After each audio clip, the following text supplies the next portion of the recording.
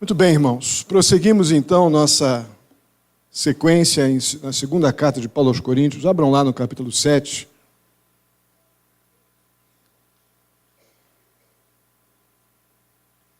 Eu fiquei, no começo da semana, logo segunda-feira,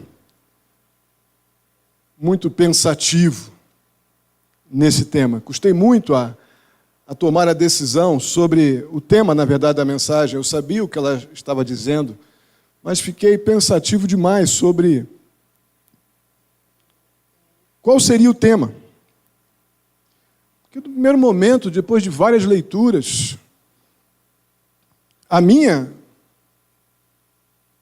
reflexão me levou para esse tema aqui. Alegria de Paulo? Como assim? Nós temos falado aí desde o capítulo 1 da primeira carta aos Coríntios que esse homem só passou por apertos de todos os tipos. Teve alegria, sim, ministrou a vida de um monte de pessoas, Deus o abençoou grandemente no seu ministério. Mas isso não é sinônimo de falta de problema. Se tem um homem para ter tido problema, sem dúvida alguma, foi o apóstolo Paulo. E aqui nesse texto, numa primeira lida, se a gente não tiver o pano de fundo da primeira carta, de tudo que já vimos na segunda carta, a conclusão que a gente chega é essa aqui. Alegria de Paulo? Como assim? Alegria de onde? Definitivamente, esse primeiro impacto com essas ideias, o que Paulo está dizendo aqui no capítulo 7, depois de tanta luta, depois de tanta aflição, não é o que eu esperava. Humanamente falando, a gente espera alguma coisa vingativa, alguém que vingue Paulo.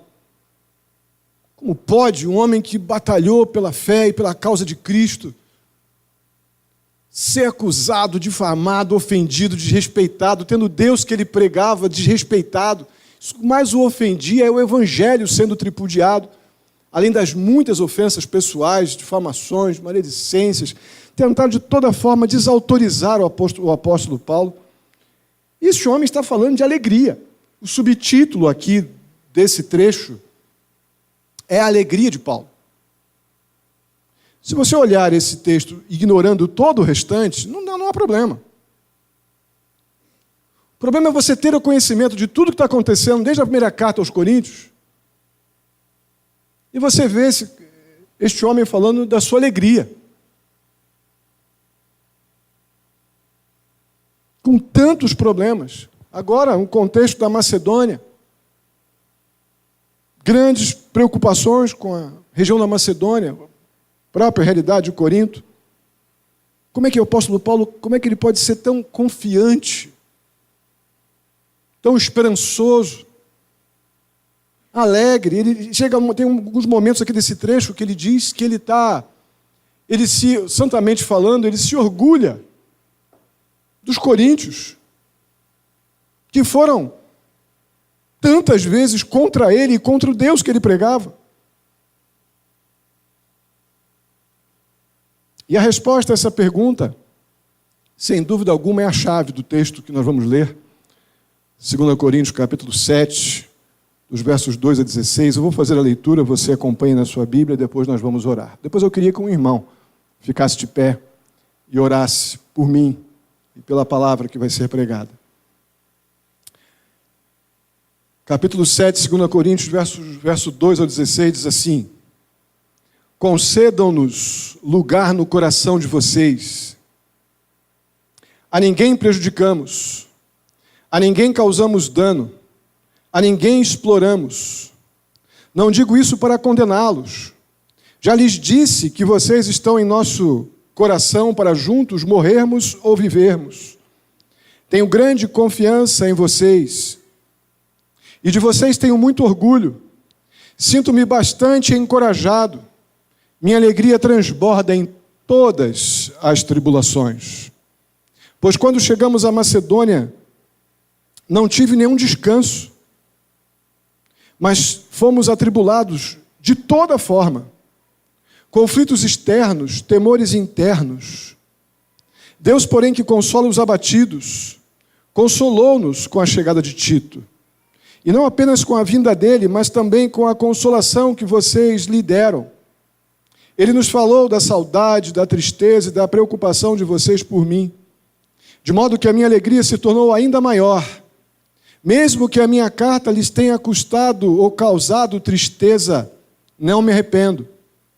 É verdade que a princípio me arrependi, pois percebi que a minha carta os entristeceu, ainda que por pouco tempo. Agora, porém, me alegro, não porque vocês foram entristecidos, mas porque a tristeza os levou ao arrependimento, pois vocês se entristeceram como Deus desejava, e de forma alguma foram prejudicados por nossa causa. A tristeza, segundo Deus, não produz remorso, mas sim um arrependimento que leva à salvação. E a tristeza, segundo o mundo, produz morte. Vejam o que esta tristeza, segundo Deus, produziu em vocês. Que dedicação, que desculpas, que indignação, que temor, que saudade, que preocupação, que desejo de ver a justiça feita. Em tudo vocês se mostraram inocentes a esse respeito. Assim, se lhes escrevi, não foi por causa daquele que cometeu o erro, nem daquele que foi prejudicado, mas para que diante de Deus vocês pudessem ver por si próprios como são dedicados a nós. Por isso, tudo fomos revigorados. Além de encorajados, ficamos mais contentes ainda ao ver como Tito estava alegre, porque seu espírito recebeu refrigério de todos vocês. Eu lhe tinha dito que estava orgulhoso de vocês e vocês não me decepcionaram. Da mesma forma como era verdade tudo o que lhe dissemos, o orgulho que temos de vocês diante de Tito também mostrou-se verdadeiro. E a afeição dele por vocês fica maior ainda, quando lembra que todos vocês foram obedientes, recebendo-o com temor e tremor. Alegro-me por poder ter plena confiança em vocês. Amém? Um dos irmãos, por favor, fique de pé e ore.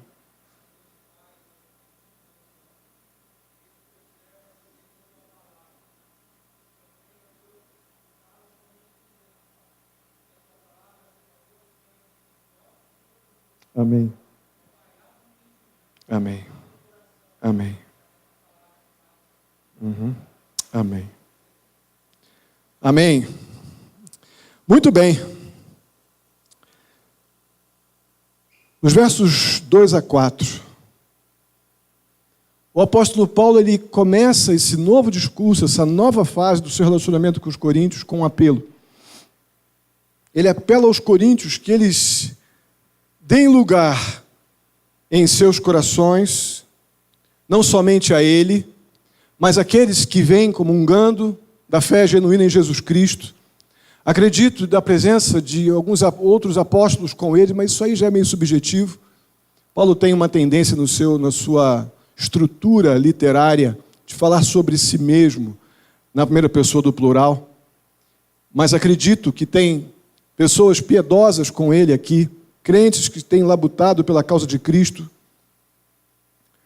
E ele pede que os coríntios os recebam, concedam-nos lugar no coração de vocês. Como ele acabou de dizer, como vimos no finalzinho da mensagem semana passada, no capítulo 6, ele como apóstolo e os seus ali, os crentes que ali permaneciam fiéis ao que tinham ouvido do Senhor e aprendido, eles estavam ali grudados nos coríntios, eles queriam a reconciliação, eles queriam o recomeço, mas os coríntios estavam insistentemente se afastando deles.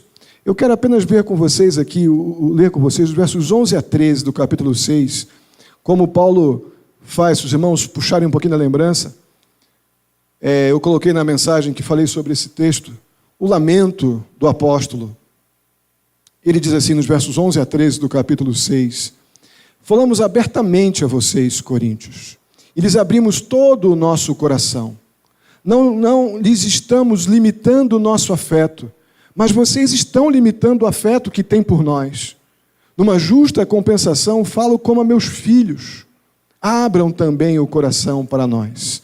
Então nós vemos aqui que o apóstolo Paulo e aqueles que com ele estavam batalhando pela fé ali em Corinto estão sendo, de alguma forma, desprezados, rejeitados, e nós vimos isso durante todo esse contexto da primeira e segunda carta, a luta do apóstolo Paulo. E aí vem agora um apelo nesse verso 2, concedam-nos lugar no coração de vocês. O texto continua, algumas coisas aqui são citadas pelo apóstolo Paulo, que eles não fizeram para que fossem o apóstolo Paulo e os seus companheiros rejeitados. Ele fala: a ninguém prejudicamos, a ninguém causamos dano, a ninguém exploramos. Irmãos, literalmente, o apóstolo Paulo quer dizer aqui aos coríntios que eles não foram explorados, eles não foram enganados por aquele monte de liderança, apóstolos falsos, lideranças falsas, fariseus, falsos líderes. Não. O apóstolo Paulo não os enganou, não os prejudicou e não os explorou. E também está dizendo que não está falando isso no verso 3 com a intenção de causar nenhum tipo de condenação para eles, muito pelo contrário.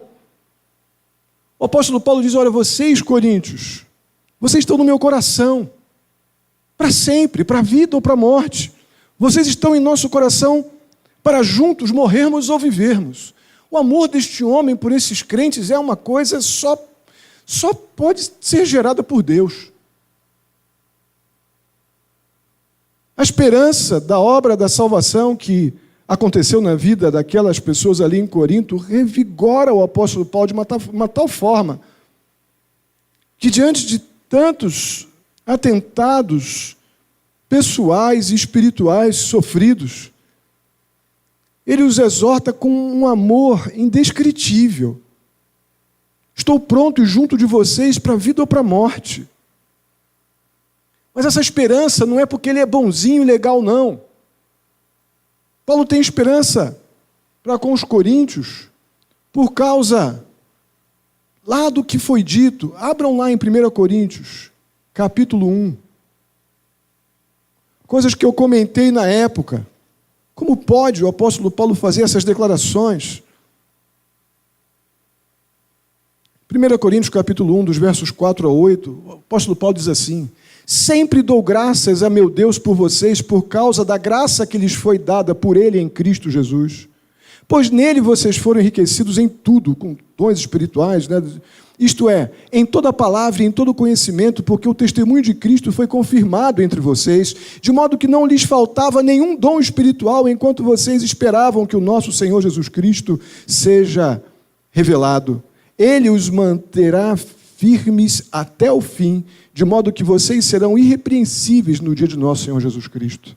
Amados, é isso aqui que lá, quando eu preguei nesse texto, e enumerei para os irmãos aqui todo tipo de pressões, acusando Paulo de burro.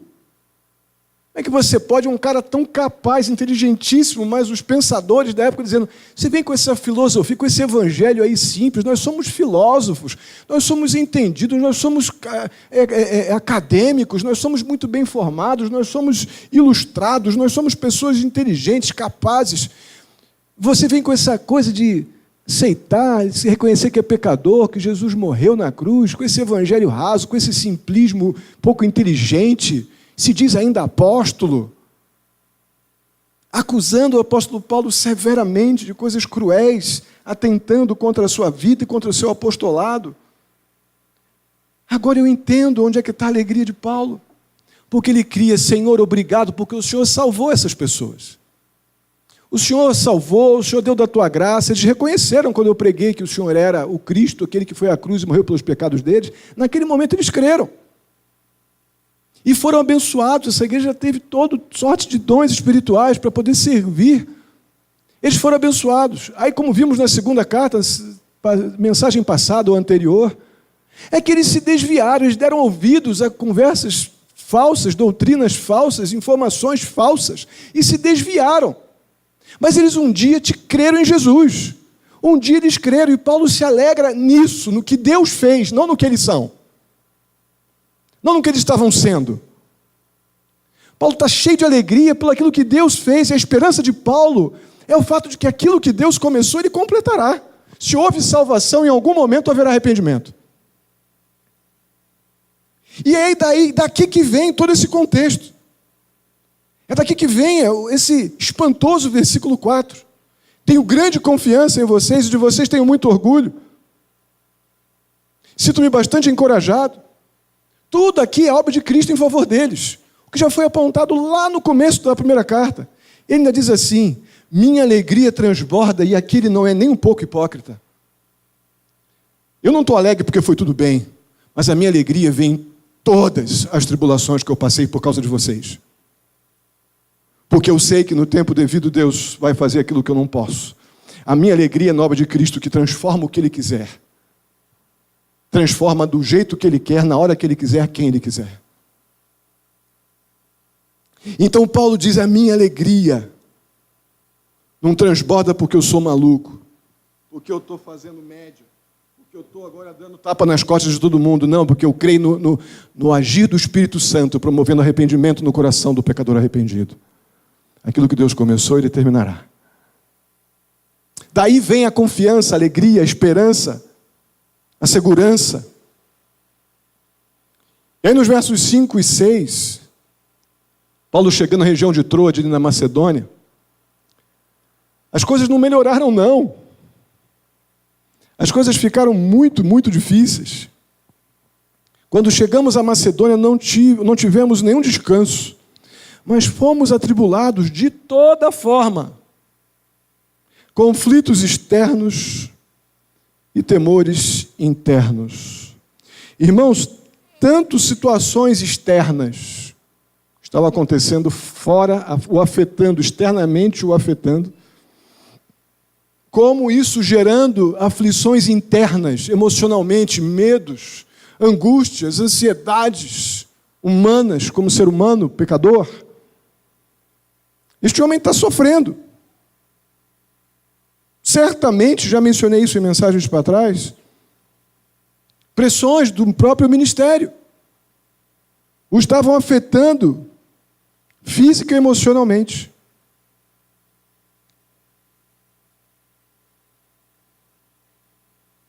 Mas aí no meio de tudo isso, no clímax das aflições internas e externas, nós vemos no verso 6, o Deus que consola os abatidos, consolou-nos com a chegada de Tito. Mas por quê que a chegada de Tito trouxe toda essa consolação, essa tranquilidade?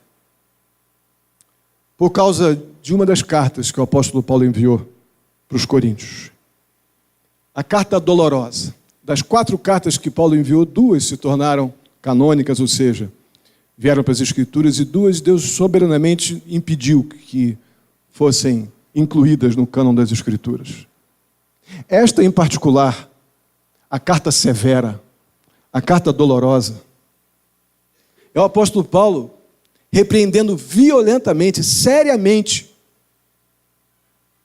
falando coisas àqueles crentes que Deus não queria que ficassem relatadas nas Escrituras. Paulo, como crente, repreendendo severamente a igreja, que o contexto era, mais uma vez, de acolher o pecado e não repreender o pecador. Mesmo problema de 1 Coríntios 5. Estavam dando simplesmente acolhendo ali aquele caso de incesto na igreja, não tratando o pecador. E ali o apóstolo Paulo repreende severamente, porque eles continuavam com o mesmo mau hábito, de botar panos quentes nas coisas e chegando devagarinho para a gente esquecer os problemas. Quando o pecado é tratado, só há reconciliação quando há arrependimento e confissão. Chegar de fininho não resolve. Isso estava acontecendo na igreja de Corinto. E o apóstolo Paulo repreendeu fortemente aquela igreja, e Deus não permitiu que esta carta se tornasse canônica. Mas isso não quer dizer que os efeitos da carta não aconteceram, porque Paulo estava extremamente aflito, porque ele amava grandemente aquelas pessoas, e Deus soberanamente permitiu que a carta chegasse, mas não viesse, não pertencesse ao cânon das Escrituras.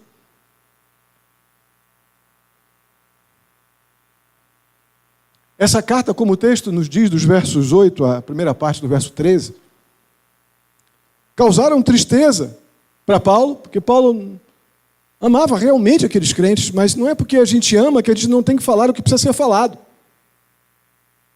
É exatamente porque ama.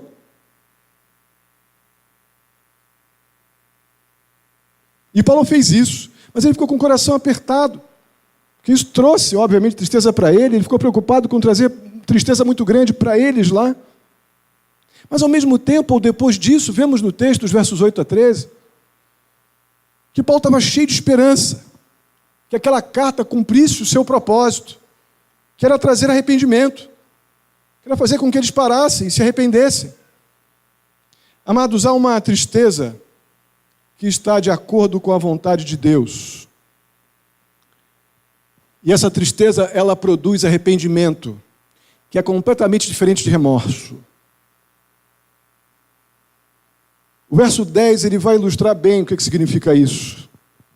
O arrependimento genuíno, aquele que faz com que eu tenha a percepção de que pequei contra Deus, pequei contra a pessoa, ou uma pessoa, dentro de uma circunstância, ou contra meu irmão, e depois pequei contra Deus, isso me leva, então, à confissão de pecados, à renúncia das minhas atitudes. Esse arrependimento, ele leva à salvação.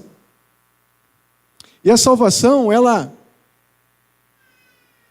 jamais ela será lamentada. Ninguém lamenta. Alguém lamenta ter sido salvo por Jesus? Alguém lamenta? Eu lamento profundamente que Jesus me salvou. Alguém? Não, a salvação a gente não lamenta ela. A salvação a gente se agrada dela sempre. Se eu entendi o que a Bíblia ensina sobre céu, no céu não haverá lamento. Haverá lamento no céu? Eu acho que não. Lá a minha Bíblia me diz, lá em Apocalipse, capítulo 21, 22, que lá no céu não haverá tristeza, não haverá morte, não haverá lágrimas. Lá não. Mas o inferno é exatamente o oposto do céu. O inferno é o lugar onde as pessoas lamentarão. Terão muito remorso. Demais.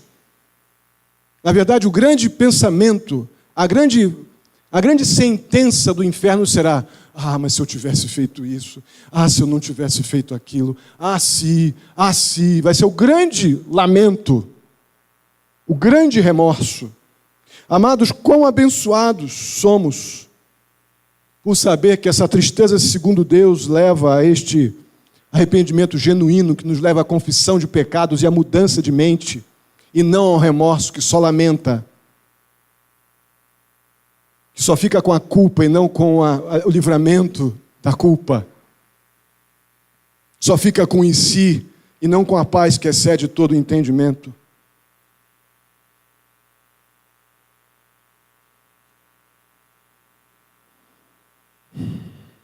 Então essa tristeza bíblica, mas antes disso, enquanto o nosso texto, nós vemos que há um só tipo de arrependimento, esse trecho, o verso 10, também nos deixa a dica que existem dois tipos de tristeza. Arrependimento é um só. Mas aqui existem dois tipos de tristeza. Primeiro é a tristeza segundo a vontade de Deus.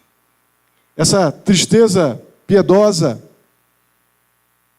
ela produz, sim, um arrependimento que me dá a certeza de que eu sou uma nova criatura. A tristeza segundo Deus, ela me faz ter este quebrantamento, este arrependimento que me faz ter a percepção clara que houve uma morte. E também houve um novo nascimento. Essa tristeza piedosa, ela produz vida. Mas a segunda tristeza, o segundo tipo de tristeza, é bastante diferente. Porque ela produz morte. A total desesperança. O segundo tipo de tristeza é aquilo que acontece quando acaba, por exemplo, um show aqui da Iguaçu Fest. Eu estou rindo e pulando enquanto tem música. Quando acabou a música, já era. Já era. A tristeza, segundo o mundo, ela não tem poder para gerar esperança, mudança. Ela apenas conduz àquela convicção de morte espiritual, de falência da alma. Meu querido irmão, aquele que se entristece mundanamente, carnalmente, no lugar de se arrepender, ele não desfruta desse arrependimento, dessa tristeza genuína que traz vida, porque ele está cheio de ressentimento. Essa tristeza mundana, carnal, no lugar do arrependimento, ela produz sentimento enganoso de ter sido injustiçado.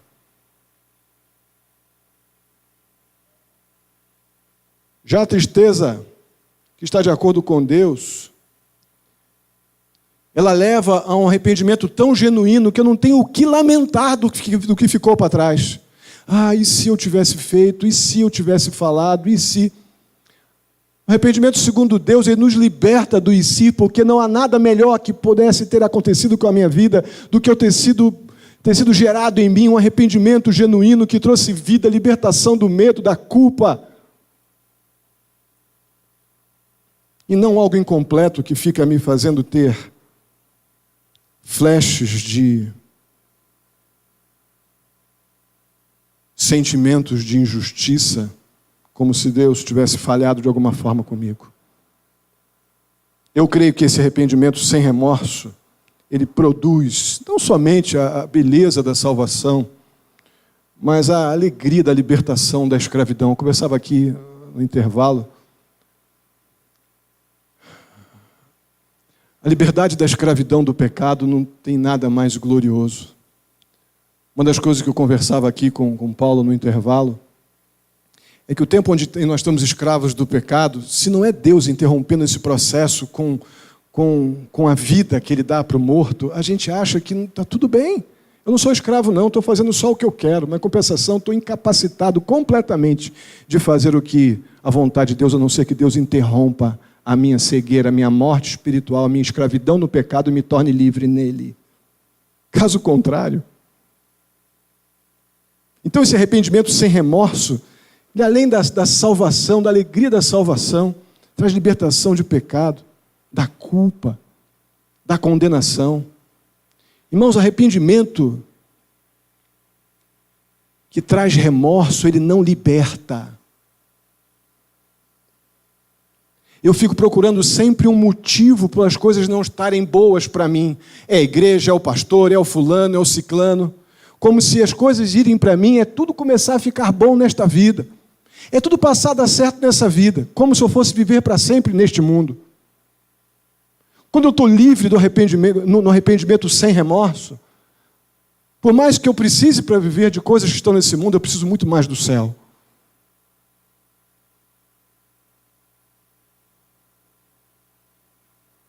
E se, crente, quando ele está apegado ao e se, ele não está entendendo que ele está com raízes perigosas na tristeza segundo o mundo.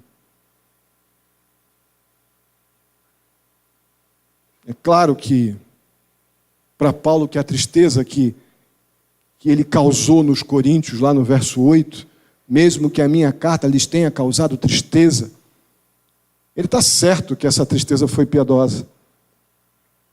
Porque essa confrontação, essa dura confrontação com essa carta severa, produziu no coração daqueles crentes ali, endurecidos pelas suas próprias paixões, produziu esse arrependimento que traz vida. Isso frutificou. Olha o que diz o verso 11. Vejam o que esta tristeza, segundo Deus, produziu em vocês. Ele recebe essas informações de Tito. Porque até então ele está numa angústia. Será que eles acabaram de se perder, de ficar tão chateados que não querem mais saber de nada, nem de mim, nem de Deus? Aí vai Tito e diz para Paulo, olha Paulo, simplesmente eles se arrependeram de ter te perseguido, de ter perseguido o Evangelho, me receberam bem. E Paulo diz, que dedicação, que desculpas, que indignação, que temor, que saudade, que preocupação, que desejo de ver a justiça feita. Em tudo vocês se mostraram inocentes a esse respeito. Eles deram frutos, não somente se arrependeram, mas também frutificaram. Isso é Tito dizendo para Paulo. Paulo, a carta cumpriu os seus objetivos, não fica triste não. A dura confrontação alcançou seus objetivos. É por isso que Paulo se alegra muito. É daí a alegria dele, ele não ficou doido não. Aí dos versos 13b, da segunda parte, do verso 13, até o verso 16, Paulo já diz, né, além de encorajados, ficamos mais contentes ainda em ver como Tito estava alegre. Porque Tito também ele tinha um grande medo de Tito ser rejeitado pelos coríntios. Paulo está muito feliz, está conformado pessoalmente pelos resultados que ele tanto desejava e esperava no Senhor. Esses frutos que essa confrontação gerou no coração dos coríntios, deixou Paulo extremamente gratificado, encorajado, tudo que Paulo esperou confiadamente no Senhor, desde o capítulo 1 de 1 Coríntios, versos 4 a 8, quando ele já dava graças pelos crentes. Eu sei que tem crente aí.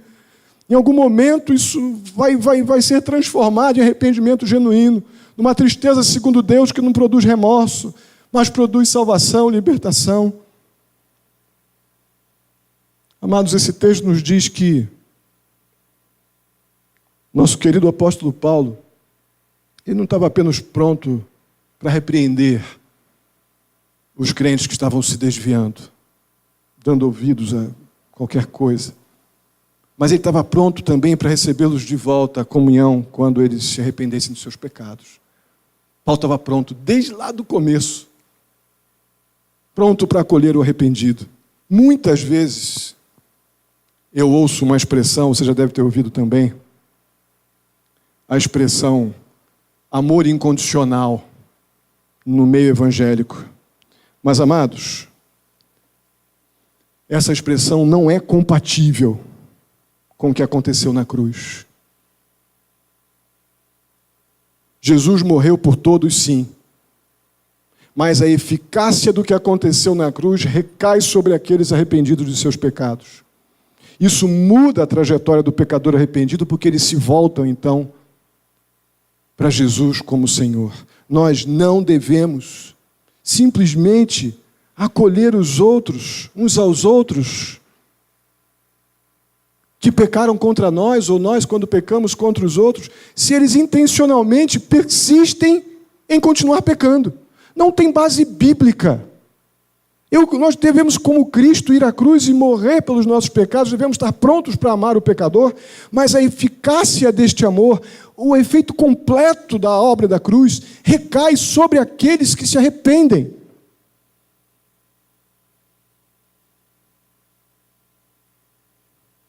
Então nós não podemos, biblicamente, evangelicamente, simplesmente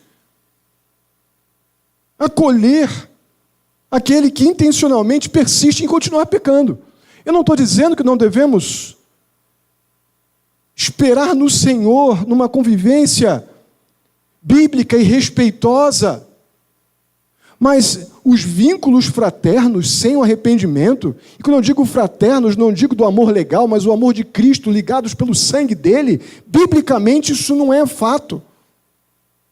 Quando há arrependimento, devemos sim acolhê-los com toda alegria. Vê se aconteceu isso.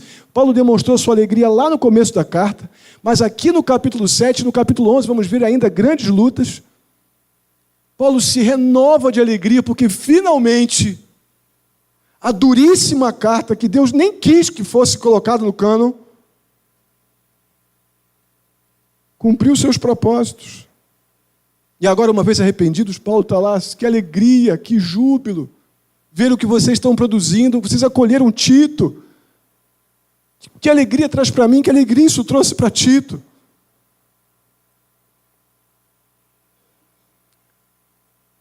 Reconciliação, ela vem a partir do arrependimento.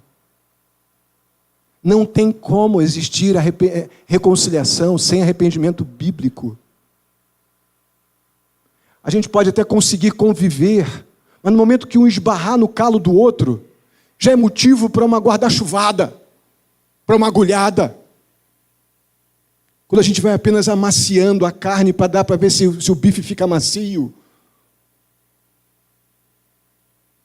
com panos quentes. A reconciliação bíblica, ela vem pelo arrependimento, pela confissão de pecados, que aí entra o poder de Deus restaurando, o Espírito Santo consolando, capacitando para um novo modo de você lidar com a estrutura que foi antes ofendida pelo pecado.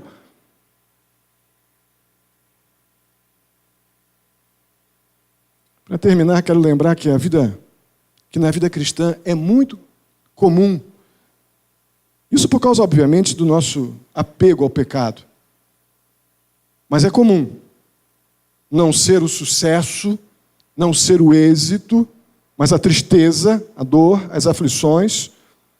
Um instrumento que Deus usa para promover crescimento espiritual e maturidade. Não é a primeira vez que vocês me ouvem falar isso, não será a última, que está na Bíblia. Tristeza e dor, então, são frequentemente instrumentos que Deus usa para nos atrair para Ele, para nos colocar de joelhos diante dEle, produzindo fé genuína e vida cristã genuína. Então, através dessas muitas lutas que a gente passa, através dessa, em particular, da tristeza produzida por essa carta severa e dolorosa do apóstolo Paulo, os crentes de Coríntios foram levados ao arrependimento. E olhando então os sofrimentos que a gente passa na vida nessa perspectiva, a tristeza e o sofrimento nos aproximam de Deus. Concordam comigo? Eu acredito que é isso que o apóstolo Paulo quis dizer no final do versículo 4, quando ele diz: minha alegria transborda em todas as tribulações. Porque não somente Paulo, que sofreu a beça, mas isso o colocou de joelho diante do Senhor. Os coríntios, que até o momento de serem duramente confrontados por uma carta severa da parte de Paulo, Deus usou este momento então para quebrantá-los. Tudo isso então coopera com aquilo, com a afirmação do apóstolo Paulo: minha alegria transborda em todas as tribulações. Amados, lidar com isso sem santificação diária, sem uma vida cristã ajoelhada aos pés do Senhor, é utopia.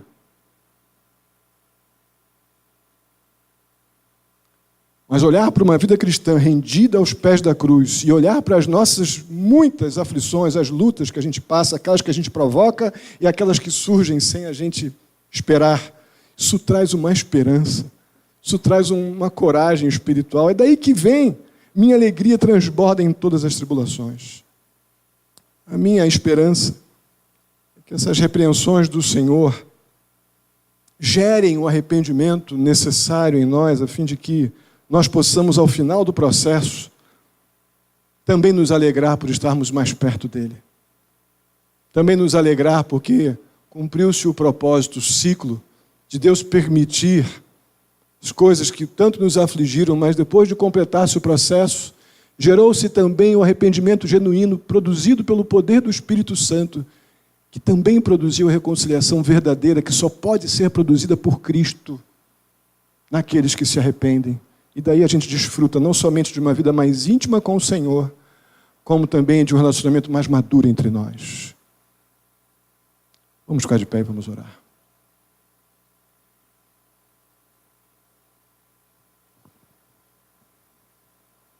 Pastor Paulo, por favor.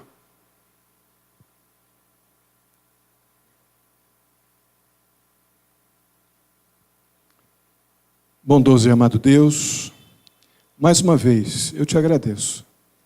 Te agradeço porque a tua palavra, ela tem me colocado de joelhos constantemente. Obrigado a Deus porque o Senhor tem nos ensinado. E o Senhor está produzindo na vida daqueles que acolhem a palavra do Senhor aquilo que só o Senhor pode fazer. Nós não podemos nada, mas o Senhor pode todas as coisas. Ajuda-nos, Deus, a ser crente desse jeito aqui. Crentes que sofrem, mas que sabem sofrer do jeito de Cristo. Crentes que aprenderam a se alegrar em todas as tribulações. Que o alvo da nossa fé é que a gente se arrependa e, como igreja, possamos estar reconciliados por causa da cruz. Contigo, uns com os outros, e é o Senhor que promove isso, não temos poder para isso. O que nós temos é que nos render, jogar nosso orgulho no lixo, nos render ao que o Senhor está fazendo, o que o Senhor está nos ensinando, o que o Senhor está promovendo em nossas vidas aqui, nesta segunda carta de Paulo aos Coríntios, tudo que temos aprendido, ouvido em nossa EBD. O Senhor é o nosso pastor. O Senhor tem nos guiado. Muito obrigado a Deus por cada um aqui, pela tua palavra. O Senhor conhece corações, os desafios de muitos daqui, talvez já chegando em casa hoje, durante a semana. Eu peço em nome de Jesus que nós possamos estar de joelhos diante de Ti, discernindo, ó Pai, as coisas, ó Pai, a partir dos Teus olhos, da Tua palavra, agindo e nos relacionando com os desafios da vida, cheios de temor. Dirige, capacita, fortalece cada um. Assim eu te peço, ó Pai, muito grato pela nossa escola dominical, por cada querido irmão aqui, as pessoas que nos visitam. Leva-nos em paz para os nossos lares. É o que eu te peço, Pai querido, em nome de Jesus. Que a graça de Cristo Jesus, o nosso Senhor e Salvador, que o amor de Deus, o nosso amado Pai, que a comunhão e a consolação com o Santo Espírito seja com cada um de vós, queridos irmãos, hoje e para todo sempre. Amém. Os irmãos podem sentar. O pastor Paulo vai estar à porta para cumprimentá-los, mas tenha seu tempo de oração e cumprimente seu irmão antes de ir embora.